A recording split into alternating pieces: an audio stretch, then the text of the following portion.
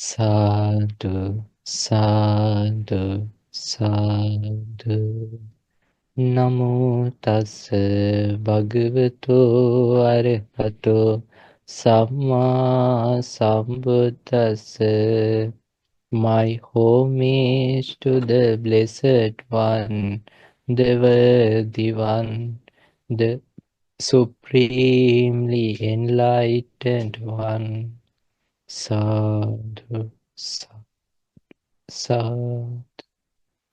Let's pay our respect and homage to our teacher, Pinat Loku Swamin Wahanse. Sadhu, sadhu, sadhu.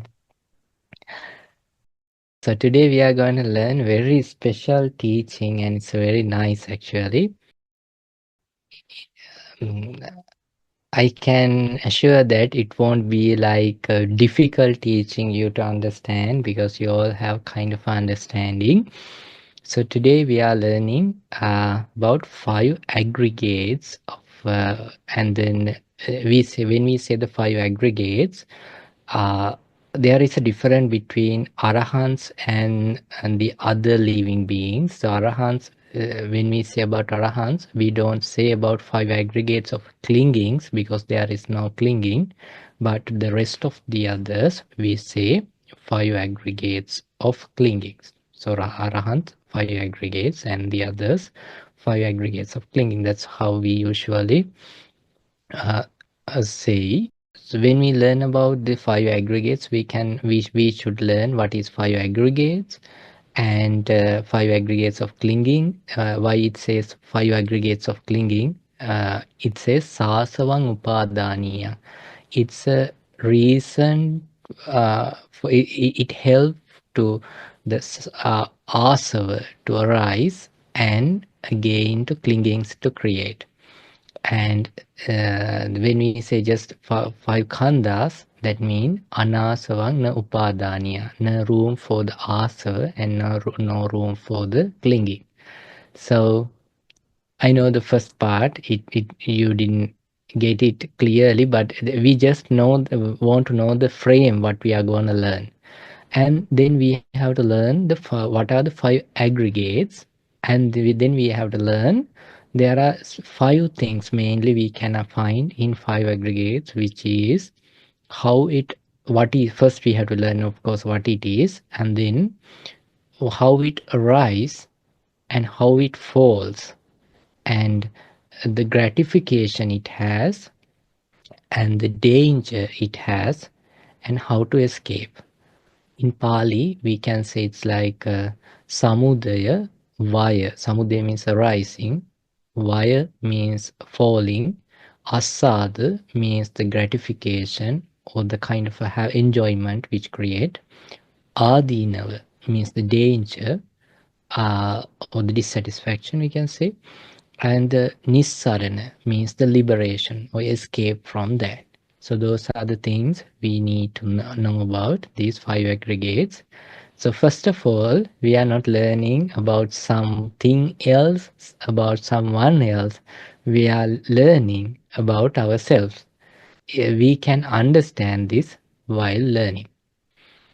When we think about our life, usually we break, and in modern day, we say that body and mind. In the past also, people discussed about ourselves like body and mind.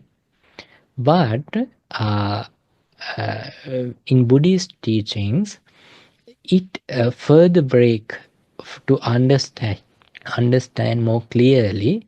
It's like we are learning the mechanism, thing that we want to fix our vehicle, to learn about a vehicle, how it works. So then we learn the different parts of the vehicle and what is the use of that vehicle, the spare parts and everything. This is like learning every aspect of our life. This life breaks into five things. So it's like usually the body, the form is one thing, but when it comes to the mental objects, it breaks into another four. So when we say the mind, so it has these four, which is Vedana. Vedana means feelings. When we say the feelings, it may be little different what we from our the just what we understand from just the from the word, but in here feelings means maybe pleasant or unpleasant and neutral. So that means that uh, maybe physically or mentally pleasant or unpleasant or neutral. So you may have learned the Vedana feelings not only three but two or three or six or 18 or 36 or 108. Yes, of course, we can break it the way it arises. So it doesn't matter. So first we have to understand the frame. That's why I'm going with the brief. So then once you get the structure of this teaching, you can easily understand. So there is something called form, and the form means anything which has made of four elements. So like the four elements means um, uh, apo. Apo means that water element. Tejo. Tejo means and the fire element. Apo Tejo. Vayu, the air element. Patavi. Patavi means the earth element. So in here, to understand this clearly in the first place, try to understand within yourself from living being perspective. So in our body, there are things belong to earth, air, or water, or fire element. So in modern day, we may say it's like the material and the energy. So it's like that. That's the one part. So the second part is feelings. So feelings means usually pleasant or unpleasant or neutral. Then the third one, the sanya or the perception. Again, when we say the perception, we may get different ideas. So that it's like perception means that like the identity which create in our mind when we see things, when we hear something, when we smell something, when we taste something, when we experience any bodily sensation, and from our mind. So it's like the perception is like the merry-go means it's like the perceptions example is like a marich. Marich, it's like you know that when in deserts we see because of the high heat, please someone bring the name. Because of the high heat, it creates kind of a place, it says shows like water. It says mirage. Thank you, Mike. So the mirage, so it's like that. So that means based on reasons we feel something, we see something, but uh, it's actually not there. So likewise, the perceptions, different perceptions arises in our mind. And then the fourth one is volitional formation or intention. Rupang Rupatai Sankatang Abhisankaranti Sankara, likewise to the five aggregates. It's like to prepare form again, from form to prepare form again.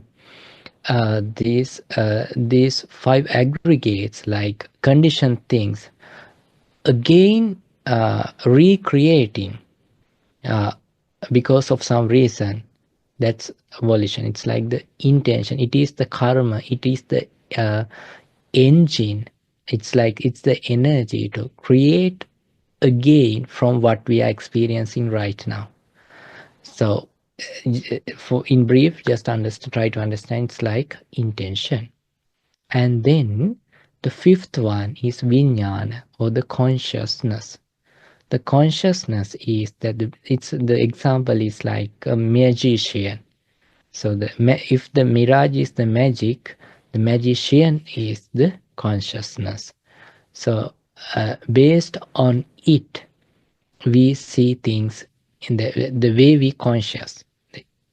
So, there are five aggregates: Rupa, form; Vedana, feeling; Sanya, perception; uh, Sankhara, volitions, or the volitional formation; the Vijnana, and consciousness. So let's uh, dig deep and try to understand about these things. So you have to remember one thing: what you are understanding due to my lack of vocabulary, or what you are understanding right now sometimes may not the exact thing which I want to bring you. So therefore, uh, just have this frame, but don't attach to what you framed as this is the exact thing which I am learning. Don't have that sort of idea, because then you will stuck, and you always tries to, your mind will always tries to prove what you have prepared in your mind first. Did you understand what I said? So instead of making freeing your mind, if you get a data, this is the exact thing because you want to understand, then you are bringing all the data and putting to your filter and try to see the world from that filter. Instead of that, keep your mind free. It's like when Buddha teach any something, think that when we are in front of Buddha and we are listening to the Buddha. So we don't want to put what Buddha is saying to a certain frame which we are believing this is it.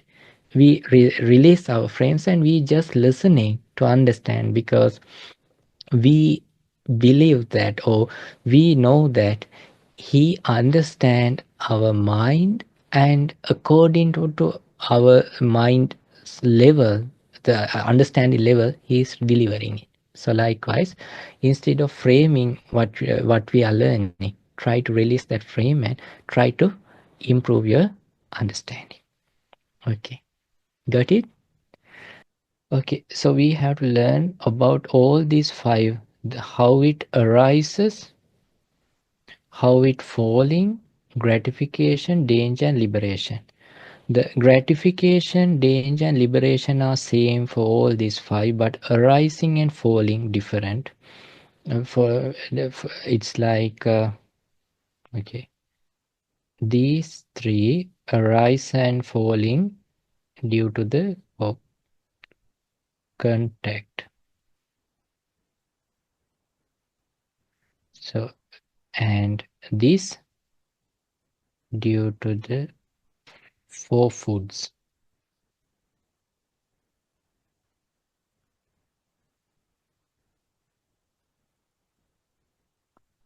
and this nama rupa, mentality and materiality.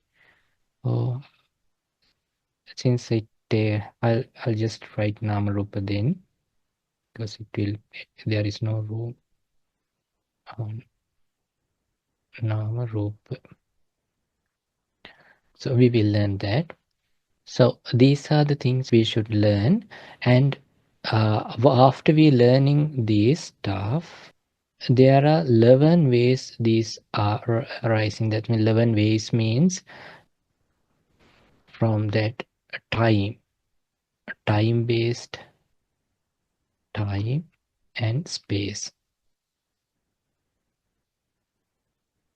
Space is 8 and time is 3, altogether 11. So we have to see the impermanence of all these in 11 ways, time and space.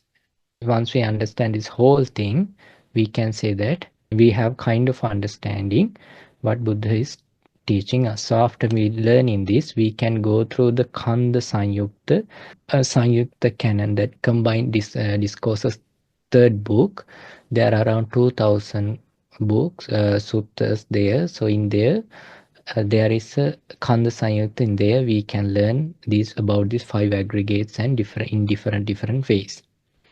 So about the form, Buddha giving an example. The form example is like it says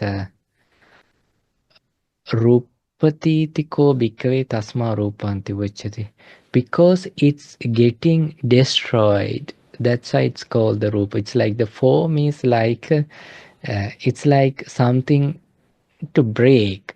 So you know that in this we are learning about form, the to see it's like the its impermanence and the danger side of that, and not to attach to that. So there's a form, that means anything in this bodily thing which has four elements. It's something to fall, and it's and again it's saying like the example is giving from the Ganges river.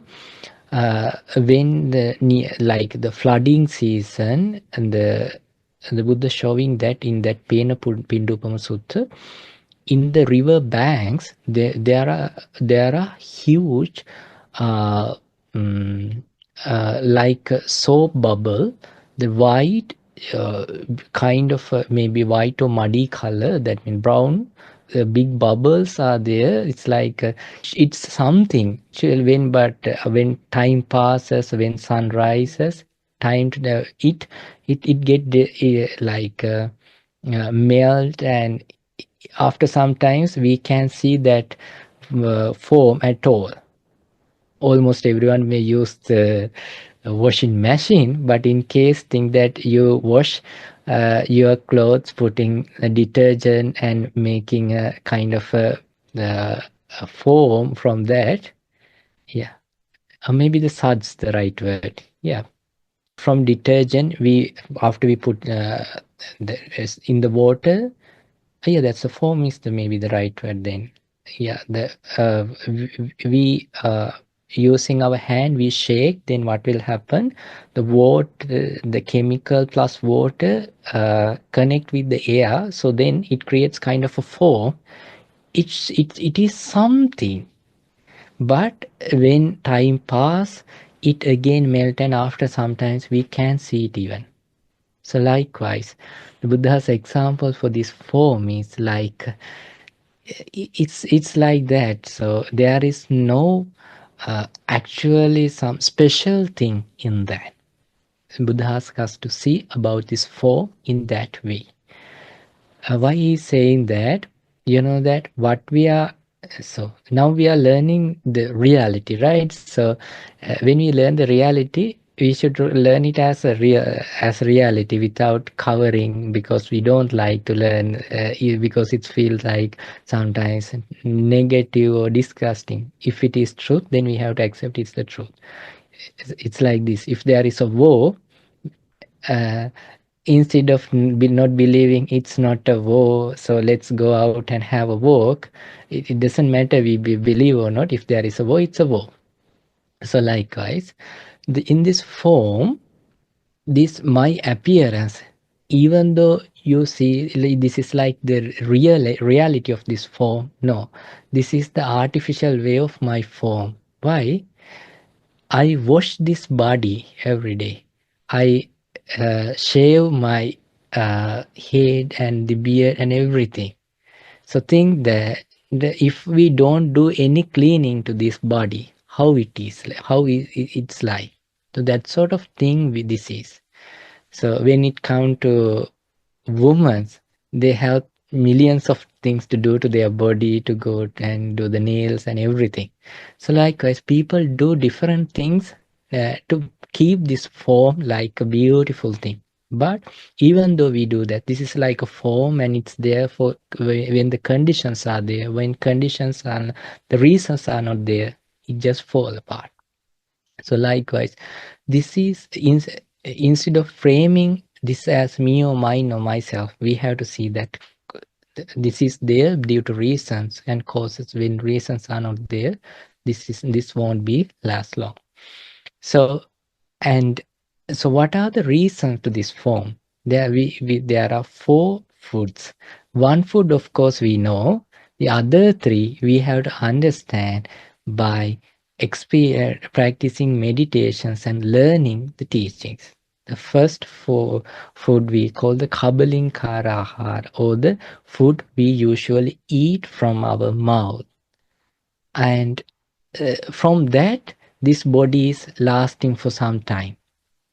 And there are another three foods that we call the uh, Pasa Ahar. That means that the energy which comes from the contact, energy, Mano Sanchetana Ahara, the energy, that food that comes from mind, then it's like mind thoughts actually, the intent, again the thoughts. And fourth one is the Vijnanahara, that energy which comes from the consciousness. So uh, from these four, this form energize, this form is existing. So it doesn't matter the other three you can't understand, but we can understand about food. So the because we give food, this body is lasting. So and if the foods are no longer there, this form can't exist. So and what are the then we are those, it's the arising and it's the falling, and what are the asa, though the gratification, and and danger and the escape.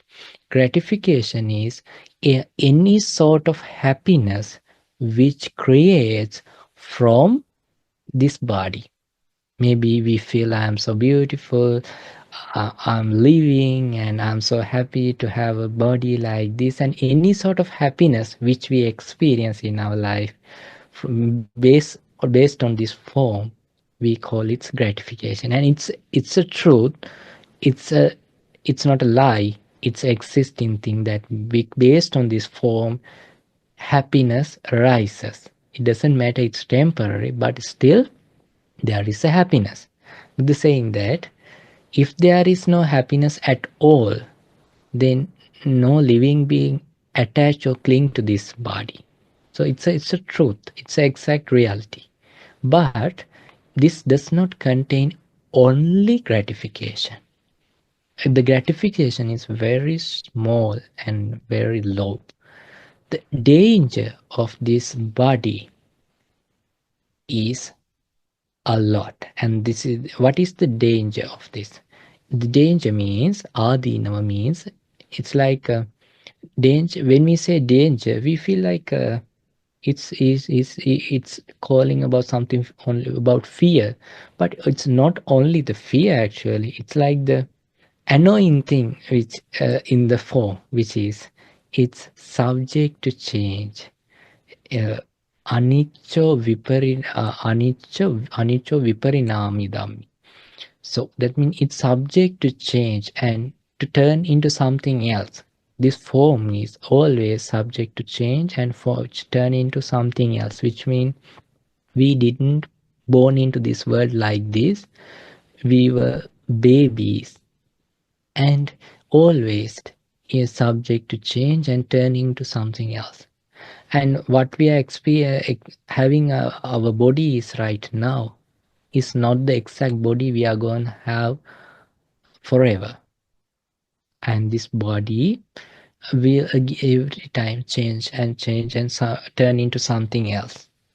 And once energy end, this after the decaying and this die. So this is the danger this has. Nissarana, or the escape from this, is not like killing this body or hurting this, but or the evacuating or erasing the chandaraga, or that means the willingly clinging, that willingly attachment. It's like that uh, that uh, uh, that clinging, willingly clinging, fading away of or eradication of that willingly clinging. Why I'm saying that willingly clinging, that chanda means that the willness, clinging is 8. There is another one called Nandi Raga. Nandi Raga means because of the gratification, it just clinging. So in here it says the Chandaraga means Chanda means the willingness. So this Chandaraga and Nandiraga is hand in hand. It goes parallelly. So those are the things we need to know about these four. So now you can understand that instead of understanding this form as me or mine or myself or try to fulfill this me, which we frame that means virtual me we created from framing from what we are experiencing. In here, we try to understand this form as it is.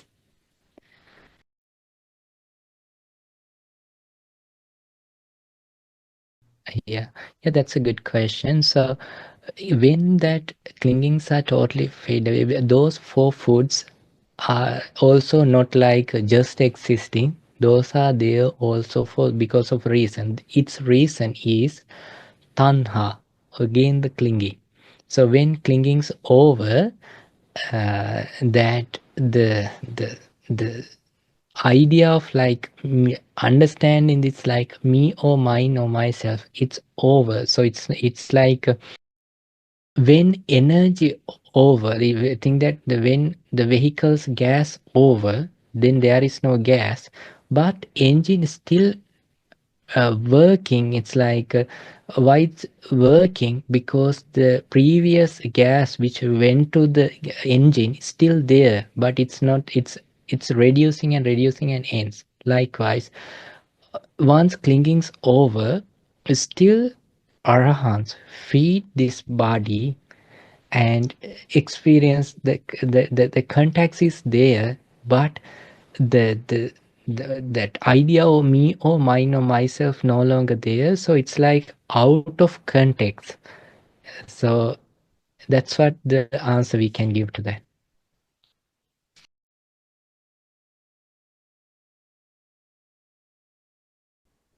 Yeah, that's a very good question. And yes, we all cling to all five clingings. No way of clinging only to one, because there is a reason, which is that clinging arises due to the delusion or the avijja.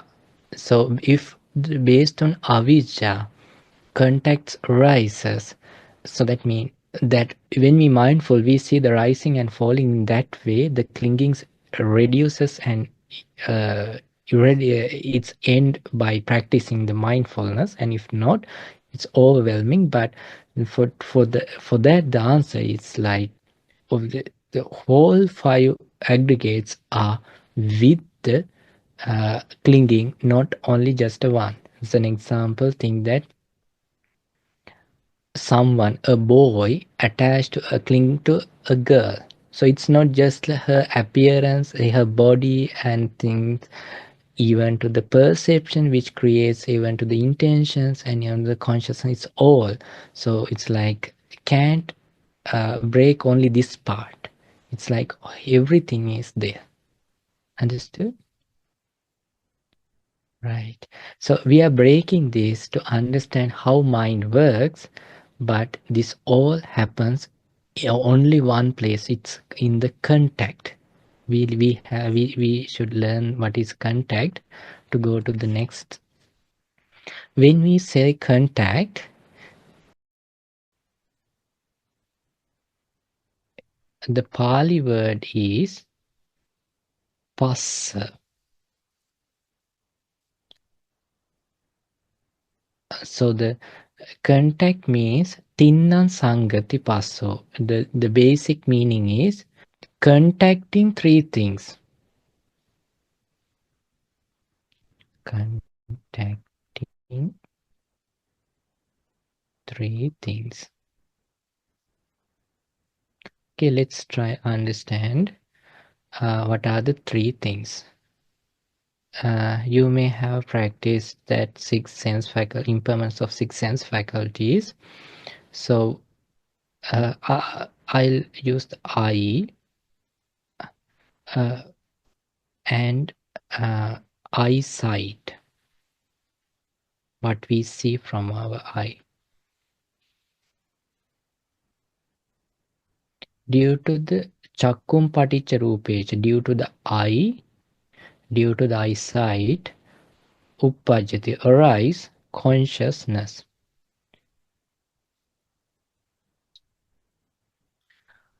So the consciousness means the same consciousness that aggregate.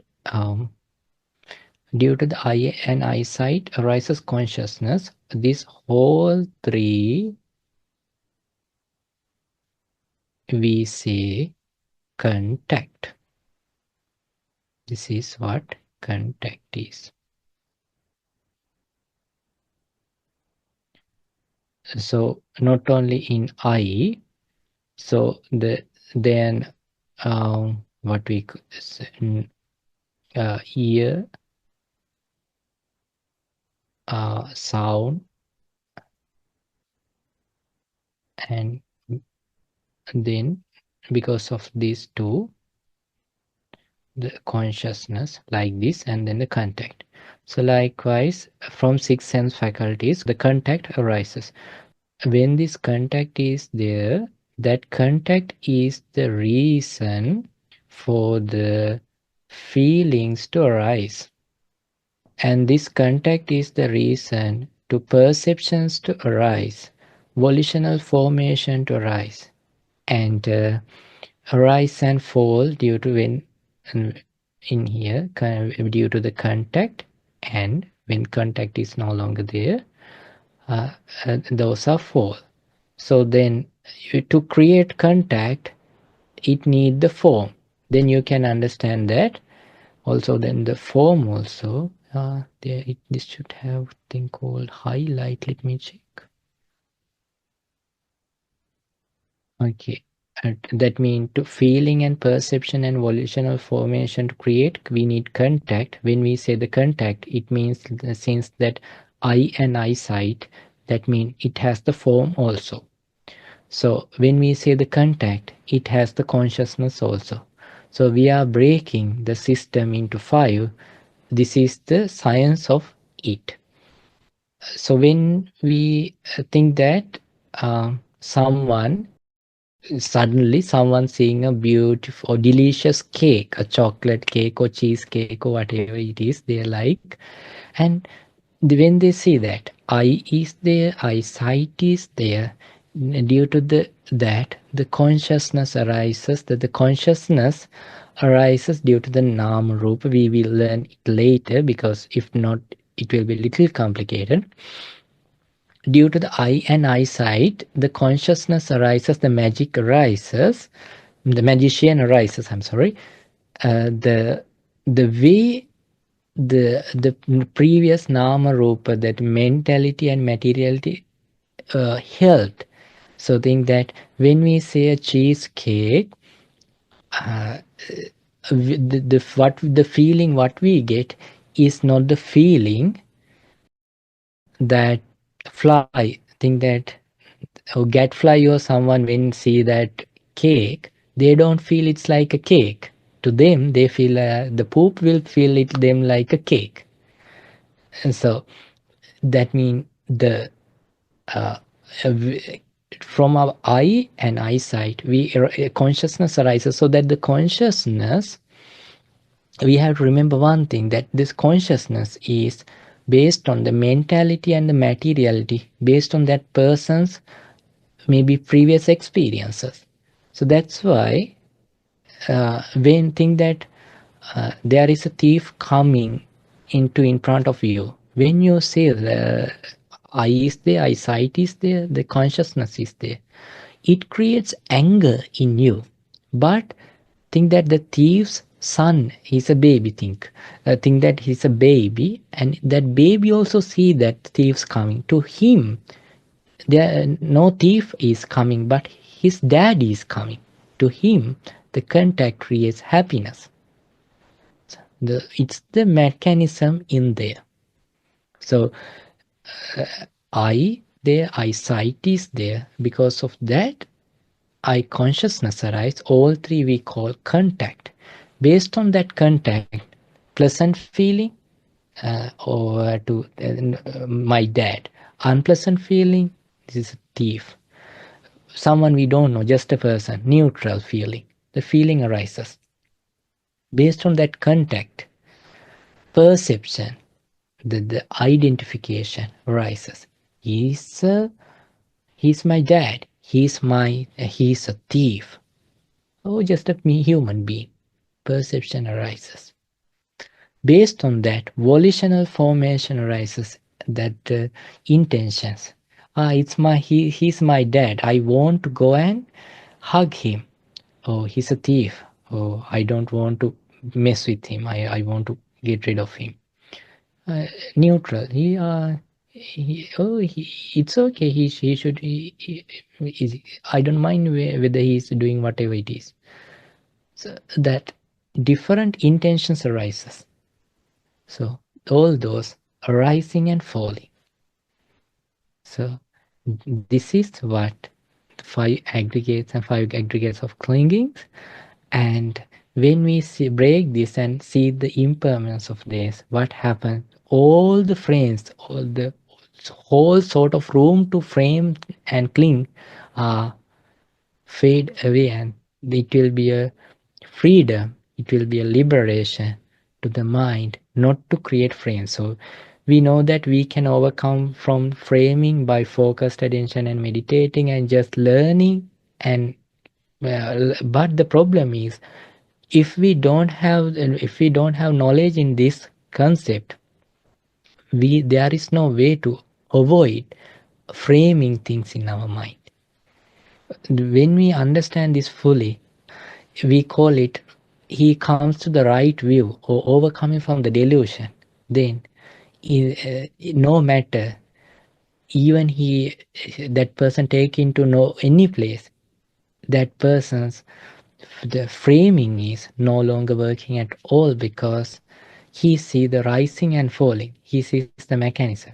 Think that there is a there is a living being. He went to coma in 1750 or so.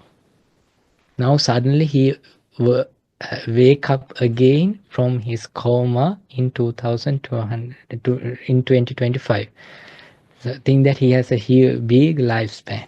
So when he see a car, he might think there is a devil or someone living in there. Of course. And when he see a robot, he might think, when he is special to seeing an automated car or something also, and when he see a computer, he just print and do things, he may think a living being there. To us, we don't feel so. But you know one thing, if you get a chance to visit one day the New Jersey Thomas Edison's the museum. So first, once he invented this telegram and that the gramophones, there wasn't any idea of him to. He's an inventor in the same time. He's a very good marketing character. At that time there wasn't any idea of like a music recording musical shows also. He since he's very good at marketing and things, he thought that I should give this to senators, because they are the people want to votes, and they want to record their voice and give it to the people. So when first it started, when recorded and playing in the places, people afraid there is a devil inside of this gramophone. If not, how it's talking? Why he feels it's like a living being inside of that? Because he doesn't. At that time, people didn't knew that it's a cause and effect. They didn't knew about the mechanism. Once people know about the mechanism, most those devils also went away from even from the cultures even, because they can, once electricity popular, most of the devils went away from village even, because there is no way to afraid when, because lights are there, they know if something happens like oh, it's not a ghost. This is what happened. So likewise, in the same way, when we see the mechanism, how it works, that idea of me or mine or myself just fade away from the life. So that's what it creates when we learn about these five aggregates of clinging. Okay. Do you have anything to ask? I mean, we can go further in this with the sutta. Now you have the frame, then we can go with the sutta in the next class also.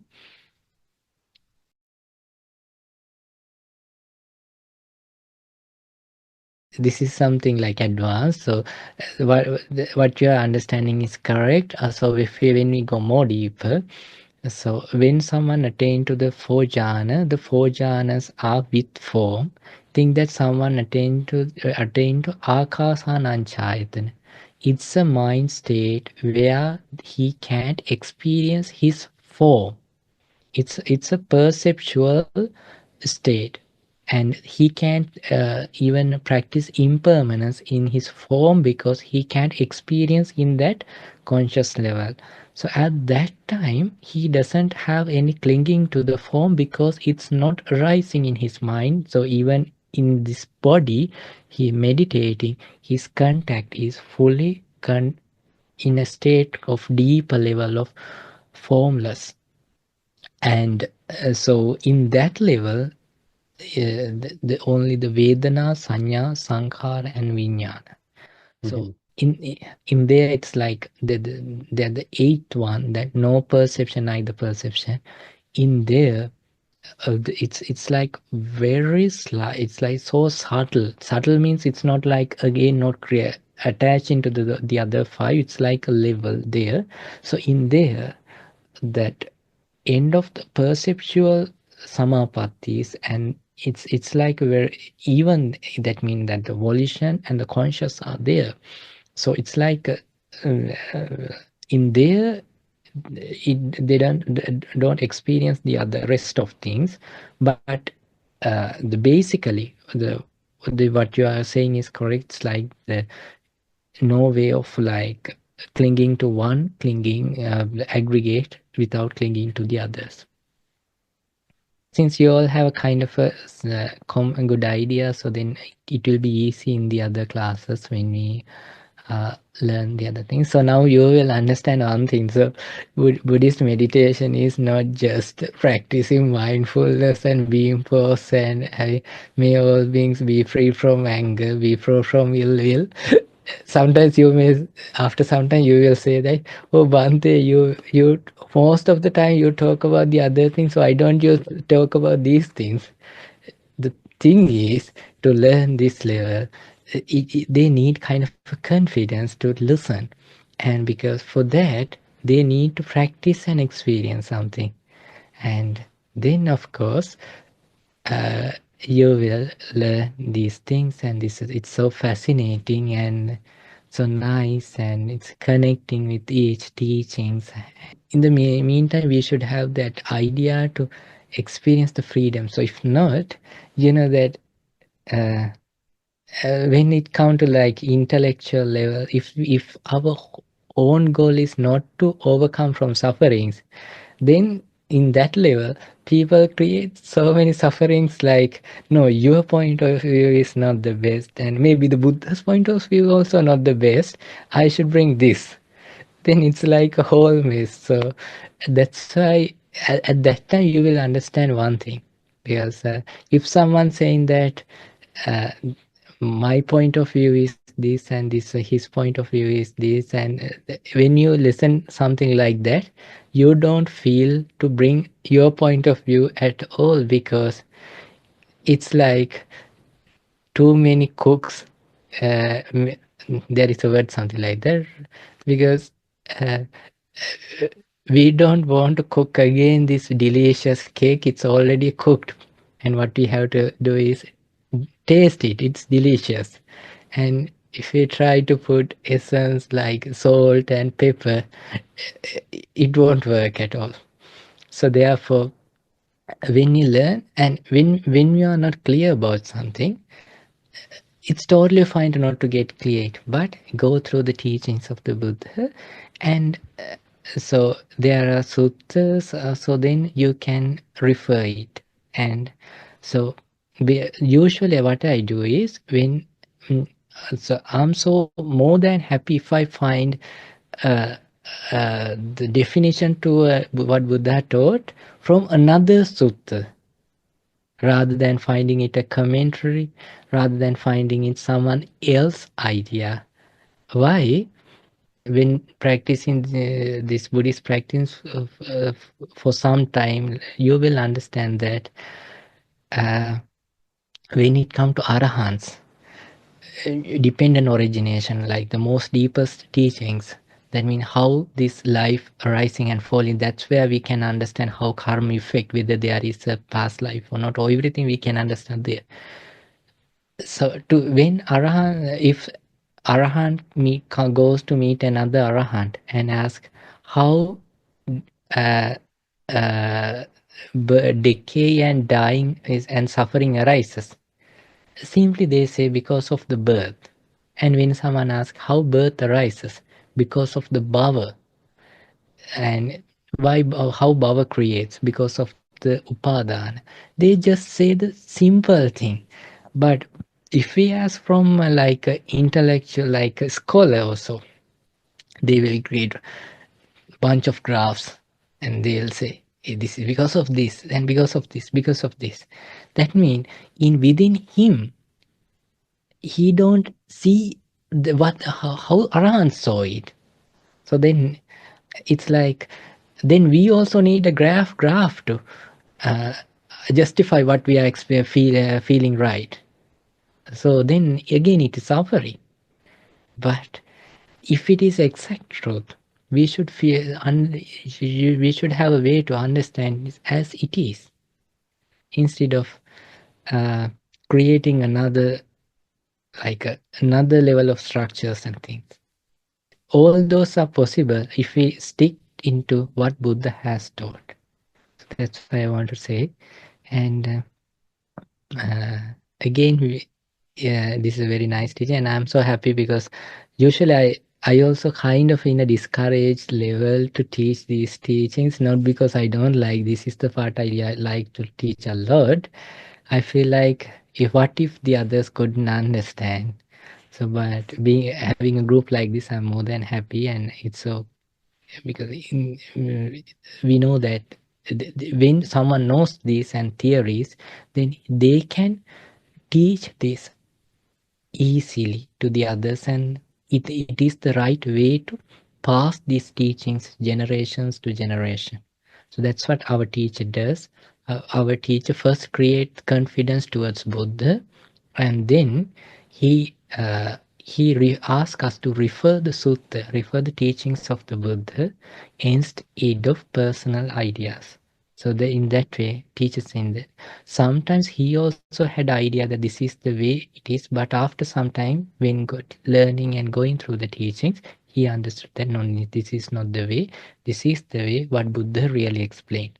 So it's like, instead of maintaining a personality like I know everything, the personality we should have, according to the Buddha, Bhagava Janati Ahana Janami. Buddha knows, no, Buddha knows, and I don't know.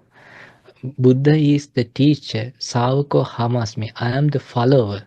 I'm following. When we have that sort of confidence, and when we practice within ourselves, we can easily understand what the Four Noble Truths and arising and falling. Because before Buddha taught about enlightenment, we didn't have that sort of problem where we are in a suffering and Four Noble Truths. We had different problems. So after we learning that, we shouldn't change that fundamentals the way we want. If we really want something, instead of this, we can create our own religion. I don't know if the others follow or not, but in that way, we can at least reduce creating another school, I think we already have 28 schools also in the Buddhism also.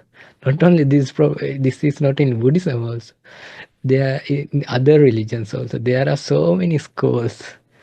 So let's try to go to the what Buddha has taught, and I'm so happy to share these teachings with you. Okay, let's find this program. Uh, let's say sadhu 3 times. Sadhu, sadhu, sadhu.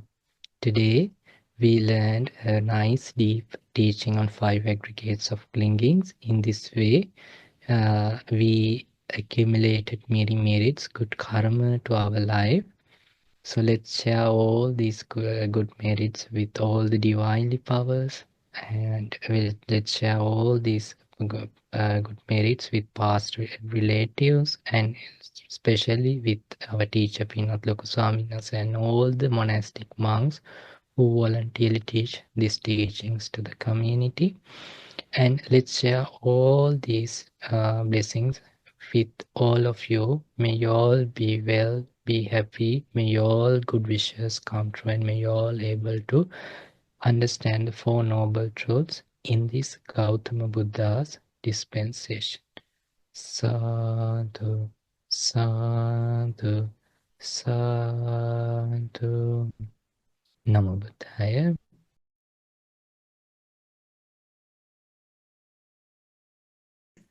Sorry, Bante. Allow us to ask share merit with Bante and ask for forgiveness. Okasa wandami Bante. Maya Sukhima. katang punyang samina anumodi tambang. Sadhu, sadhu. Samina katang punyang maihang datambang. Sadhu, sadhu. Namo Sadu sadu anumodami. Okasa dwaratena katang sabang rachen kamataminan. Kamami. Okasa kamami Bante. Dutiyampi okasa kamami Bante. Tatiyampi okasa kamami Bante. Sukhi Sama. Hotuniba. Okay. See you some of you tomorrow, and see you next week. Namaste.